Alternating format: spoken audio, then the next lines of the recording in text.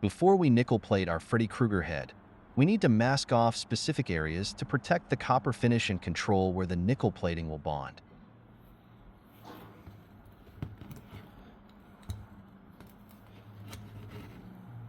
We're using nail polish as a masking agent because it's easy to apply and creates a perfect barrier against the nickel plating solution.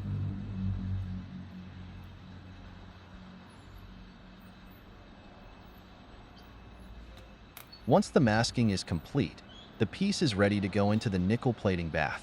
Stay tuned to see the stunning dual metal effect come to life.